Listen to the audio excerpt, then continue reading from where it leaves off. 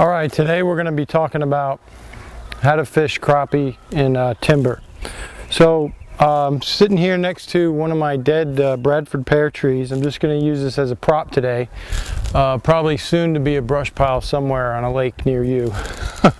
Anyways, you can see actually my daughters have beat up on it a little bit already, but this will make a good prop for this video. So you've already got my warning at the beginning of this video. Once you watch this, you're not going to be able to look at trees the same. You'll be walking around seeing crappie everywhere. So you've been warned. So here we go. What I want to start with is basically what type of trees you're looking at in the lakes that you go to. So you got your stumps that are sticking out of the water. You might come into a cove and there's 1,000 of them. Well, I like to classify these trees into 3 different groups. So one, we have what we like to call bodarks. They've got a kind of a funny spelling. I'll flash it up on the screen there for you. Bodarks usually are also referred to as hedge apple trees or horse apple trees. They got these little green balls that grow on them, and their limbs are known for kind of bending and twisting around. You can recognize them once you have a look at this photo that I have up on the screen.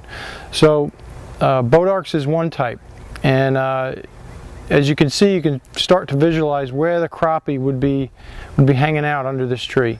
So the second type I want to talk about is hardwoods. Now hardwoods could be a pecan tree, it could be just any kind of tree that's kind of a big tree that's got your standard set of limbs that comes off it. They don't necessarily curl around or have any kind of funny shapes. You know, they kind of branch off and go up at an angle or off to the side. Those are hardwoods. Those will cover a lot of type of trees. Then you have finally cedar trees. And boy, cedar trees can be just like Christmas.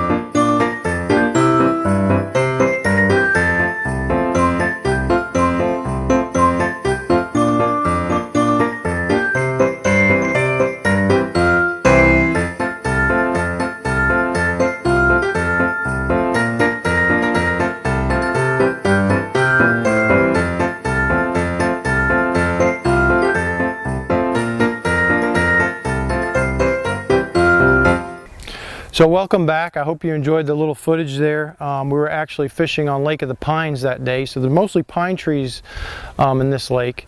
And the fish this particular day, this was an October trip, and the fish were running about 10 feet down off the tree, roughly. And we figured that out by the technique I'm about to show you. So fish were averaging about 10 feet down on each tree. We were fishing trees anywhere from as shallow as 12 foot of water all the way up to 24 foot of water. But the fish seemed to be pretty steady right around that 10-foot range. At Lake of the Pines, there's not many limbs on those trees. They almost look like little telephone poles, but they can have little limbs like this, just kind of look like little stumps that come out, because most of the branches of those trees in that lake have broken off. So if you're looking at this tree right here, can you guess where you might find a crappie if this tree is underwater? So let's say this from here up is sticking out of the water. Where do you think the crappie are going to be in this tree? So let's stand back and take a look. Well, I would imagine there would be one right under this limb here. There may be one right here. Potentially here, here, and here as well. This tree, the Bradford pears, you can see the one behind me, they're pretty symmetrical. The trees in the water, you might see one stump sticking up and then one branch kind of coming off at an angle. You're not going to see every branch because some of them are submerged, but I'll also tell you how you can find those under the water. So you may approach this tree, it's sticking out of the water, and Again, usually up at the top, you'll just see kind of one stump sticking out. That's what mostly you'll see on these lakes, especially here in Texas, Oklahoma area. You'll see just kind of a branch, maybe one or two branches sticking off, and then you'll have things like this down at the bottom. So, why fish trees? Well, this is a really good pattern that's coming up here in the summer. Typically you'll go fish tree to tree. Maybe you might fish 100 trees in a day. Your crappie limit's 25, and there's a pretty good chance if you fished 100 trees you'll probably get your limit. You might not. You might have to fish more. You might catch your limit before you get to 100 trees. It just depends how well they're biting that day. So how we approach a tree. Now you're driving up to a tree in a lake. The best thing to do is when you find trees in points, isolated areas, there may be a whole cluster of trees. Lake of the Pines is an example. You can see when the lake's a little bit down, it'll look like just a forest of stumps. So how do you eliminate all those trees? What I like to do is fish the deeper trees first, maybe close to points. Drop-offs. When you're maneuvering through the trees, you can actually see little creek beds. If you can fish trees at the edge of creek beds, don't get too hung up on that. You can drive yourself a little bit crazy. I like to target my audience for more or less beginners, but you know, trees that kind of stand out, that may be a little bit isolated. You might see a whole forest of 100 trees, and then off to the side you may see 3 that are kind of bunched together. Try those trees. You could start with those. You may come into a cove, and I'll probably have a part 2 to this video where I'm narrating a little bit more on the water what we're doing. So we're going to call this tree a hardwood just for demonstration's sake. So how do I fish a tree? Well, first I want to position my boat into the wind. Why do we want to do that? Well, for one, you don't want to get blown into the tree, and two, if you see a tree line that you want to fish, start downwind from it. So this way you always aiming your trolling motor into the wind. I don't like to tie up the trees, although you can. It's a little bit more efficient to fish without having to tie up to it. You can drop your jig, and I'll only fish a tree for about 2 minutes. Sometimes I fish it for 5. It depends if you catch a fish or not. If a fish is there and he's aggressive, he's going to strike pretty quick. I know I see people tie up to a tree. I usually, you probably notice, people will tie up to a tree, they'll catch a fish really quick, and they'll get all excited. And I'll be in a cove and I'll fish 30 trees or 20 trees, and they're still tied up. They haven't caught any more. If I catch my first fish on a tree, I catch a second fish on a tree, then I don't get a bite for another 3-4 minutes, move. Don't waste your time. Okay?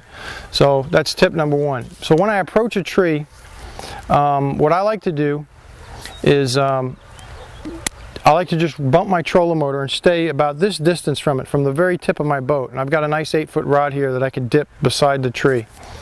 So what I want to do is I'm going to back up a little bit so I don't get out of the picture. So I come up to this tree, and this rod is 8 foot. In the summertime, fish usually run around these lakes. They could be anywhere from 8 feet down to 18 feet down. On my home lake, Lake Lavon, there's something called the thermocline, and in the summertime, that's where anything below the thermocline, the lake will stratify, and the water that has the most oxygen in it will be above that thermocline. You can identify a thermocline on your graph. I'll show a picture of what one kind of looks like. I kind of describe it, if your sensitivity is set high enough on your graph, it looks like salt and pepper, kind of or your screen will be peppered, and then it'll be more clear, and you'll see arches of fish.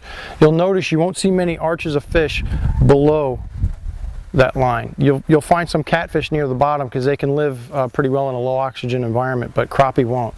Crappie will be a little more shallow than you'd expect in the summertime. You know, the general rule is fish go deep in the winter, they go deep in the summer, and in the fall and the spring they're shallow. I say they go deeper in the wintertime and they go sort of deep in the summertime. But you can also catch fish shallow in the summertime. I won't get into that in this video, but again, we'll just start with the basics of approaching a tree.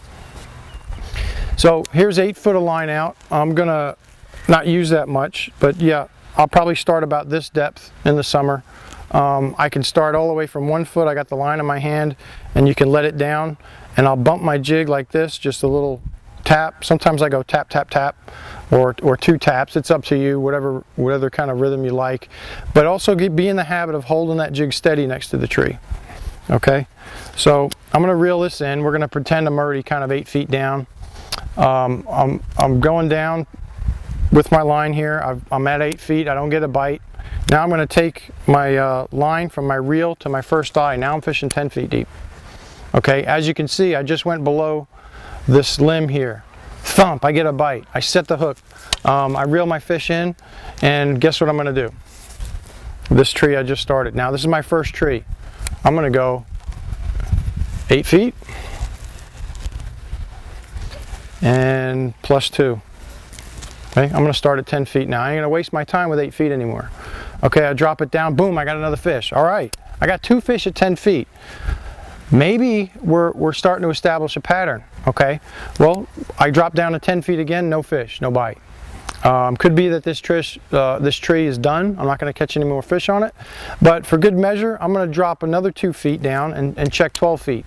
Now, while you're doing this, you want to kind of fish the entire water column. So, you know, an easy way to approach it is start at 8 feet, 10 feet, 12 feet, all the way down to as much as 20 feet. Depends on how deep the tree. Obviously, if it's a 14 foot of water, you're done at 14 feet. But go ahead and drop it down to 12 feet. See if you get a fish. You might get a fish. Drop it down there. Okay, I'm done with this tree. I've got 2 fish off of this tree. There's one another 10 feet away. So I'm going to run my trolling motor around or untie from the tree. Either way you want to do it. Some folks have trolling motors, some don't. There's something called a brush clip that you can tie to the front cleat of your boat and clip to the tree.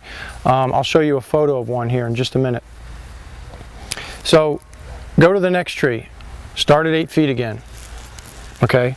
Now this is just a general rule for myself on my home lake. You can start at 2 feet and work your way down. It doesn't take very long. Okay. All right, starting down again, the next tree. I'm at 8 feet. I'm bringing up and running the jig up and down. Like I talked about in my last video on how to jig for crappie, you can try a few different things. You can try going left and right or pulling your jig away from the tree. But probably 90% of the time, all I'm doing is dropping vertically next to the tree and I'm bumping it. Okay. You can pluck your line, you can do whatever it is that you like to do, but like I said, the fish is there. A lot of times what you do, if you're kind of honing in on a depth, if I go to the next tree and I catch a fish at 10 foot, well, guess what? 3 fish is pretty much a pattern. So I'm going to go 10 feet every tree I fish from now on. Now I'm saving more time. Will I move the jig up and down? Yeah, if I go to 10 feet. One thing to note is that crappie's eyes are on the top of their head. If you drop a jig below them, they're not going to see it. You won't catch a fish. You might think there's no fish there. So I like to take the line on this long rod and move it up and then let it back down. Sometimes the fish like the jig rising a little bit. Sometimes I like it falling. And you feel that thump, that unmistakable thump of a crappie, you set the hook. So I've gone to my second tree now. I've got another fish at 10 feet. Well, the next tree I go to, I'm gonna fish 10 feet. You can go up and down a little bit, try a little bit deeper. You might catch one, but like in that footage I showed you earlier, we pretty much eliminated everything but 10 foot. Fish were in trees that were 12 feet or deeper, total water, and they were 10 feet down on almost every tree. And that was our pattern for that day. And as you can see in that video, we had a lot of success. I was using a white and chartreuse jig, not a black and chartreuse in that case. It's what we started out with. If white wasn't working very well, I would have switched to black and chartreuse and then gone from there. I think the color doesn't matter as much as if the fish can see it. That's really why I go from black to white, just to change the dramatic contrast of the jig. I want to talk a little bit now about what you call, different kind of jigs. So a lot of people like to say, "Oh, this jig works better than that jig." There's 2 basic kind of jigs for crappie that I could. They're soft plastics like this one. One of the reasons I like a soft plastic is it gives a little more buoyancy to the jig. It'll cause the jig to fall a little bit slower. What when you use basically a bucktail jig, then there are applications when I like to use a bucktail. When the action is very fast, when the fish are biting really good on a particular day, I like to use the bucktail type. For the reason is that there's not much resistance, and you can really feel that jig as you drop it down. Okay, so here's a brush clip. These are relatively inexpensive. You can get them, Academy Sports is one place, you know, probably Bass Pro, Cabela's. Not sure if Walmart carries them, but you know, you can find them online. This is a convenient thing you can tie to your front cleat, and when you get up to a tree, you know, if the limbs are narrow enough, you can just clamp to a limb. Okay, there we go. And then hold on to the tree that way, then drop your jig beside it. If the limb is too fat, like here, one thing you can do is you can kind of wrap it around, clip the line to it, or you can just use a regular old rope. It's kind of up to you. This makes it a little easy to grab onto the tree, unclip, and then move to your next tree. Always try to approach your tree with stealth as best you can. If you got to use your big motor, I recommend turning it off. Probably, you know, 10 or so feet. Get your boat moving forward. When you get to the tree, kind of push off of it. Don't let the boat go bang against the tree. It might spook the fish, but do the best you can with it. I think on clearer lakes the fish are a little bit more spooky than others. My lake, it's not so bad because the lake is a little more stained, a little bit more cloudy. But anyhow, so back to jigging. So we talked earlier about, we got 3 fish basically at 10 feet of water, and then we're going to move to our next tree. I'll probably just go straight to 10 feet. I'll say that 50% of your bites are going to come as soon as you drop the jig down. Okay, I go 10 feet. All right, here I go. I drop to the tree. Thump. Oh, and you don't even expect it, so time you reel it in. And then put your fish in the cooler, and a lot of times in the summertime you drop down, and then you work the whole tree, you don't get another bite. I would say on average you'll catch 1 fish per tree, 0 on most trees, and then there's a few trees where you'll catch 2 to 3. You may get lucky one day and catch a dozen off of one tree. It really depends. You might even catch 50. I'm not saying that can't happen, but very typical here is catch your fish 1 to 2 per tree. You fish 100 trees, and there's 1 every 4th tree. You know, you'll catch your 25 limit. That's what the limit is here in Texas. You know, in just a few hours. Depends on how quick you can fish the trees. I'm reasonably satisfied if I got 10 to 15 fish if I'm fishing by myself. That's plenty. I mean, you're looking at 30 fillets at that point. That'll make a few meals. But that's fishing trees. I hope this video helped you. Again, you can really drive yourself crazy with all different kind of techniques. The main thing is get out there, spend some time on the water, drop your jig, work the whole water column, pattern the fish, and then you can use that pretty much the rest of the day. One last thing I kind of want to address is something funny I always find funny on shows, magazines, things like that, is you get a particular lure and it says gets fish to bite even though they aren't hungry. Right now it's being discussed that these will be banned from all fishing tournaments. Well, you know, in my mind that's a lot of crap. but I mean, I can show you this jig catching jigs, and I'm sure that you'll catching fish, excuse me. I'm sure that you'll be interested in wanting to use the same jig. If a fish is there and he's aggressive, he's in a feeding mode, he's pretty much going to hit it.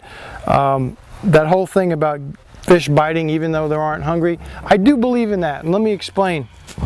I'll be sitting on the couch watching the ball game sometimes, and my wife might drop, I'm not hungry at all. My wife might set a bowl of jelly beans or M&Ms beside me. Well, guess what? I'm probably going to, if it's within my reach, I'm going to reach over and grab one and eat it. And then, you know, if I get through eating the whole bowl, I'm like, why did I eat that? I wasn't even hungry. Fish are opportunistic. Their whole economy, their whole life is centered around pretty much one thing: finding food and shelter. And so if you put something that close to them, they'll strike it for the most part.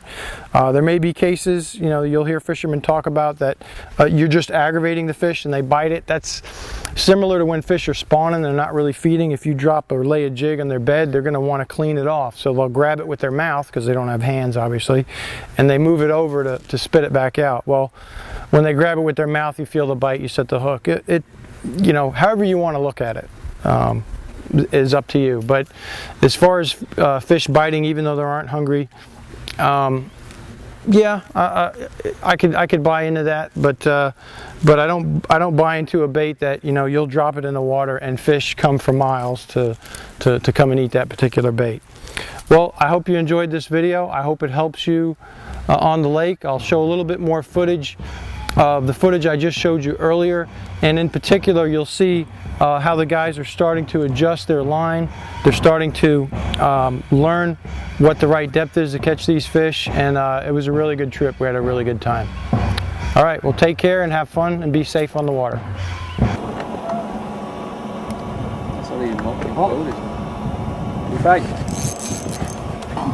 Net, somebody net his fish. Small. Keep it.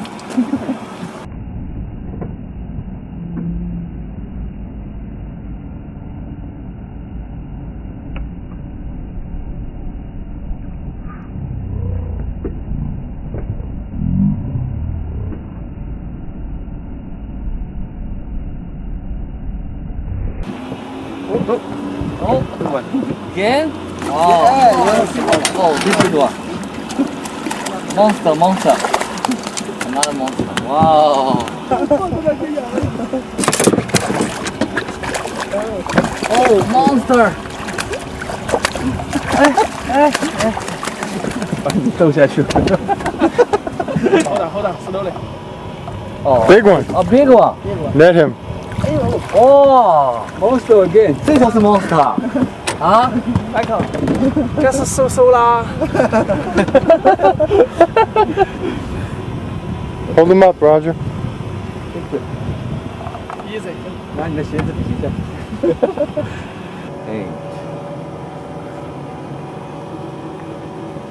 10.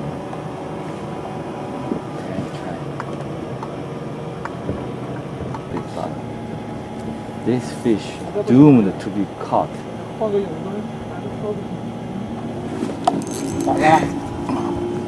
Okay. Nice fish. Just pull him in. Ah! It's doomed! Your destiny! This is your destiny. Oh! Again? I'm gonna have to bleep out the swear words. Roger be, oh, bleep. No, that's from Sam. Bad word.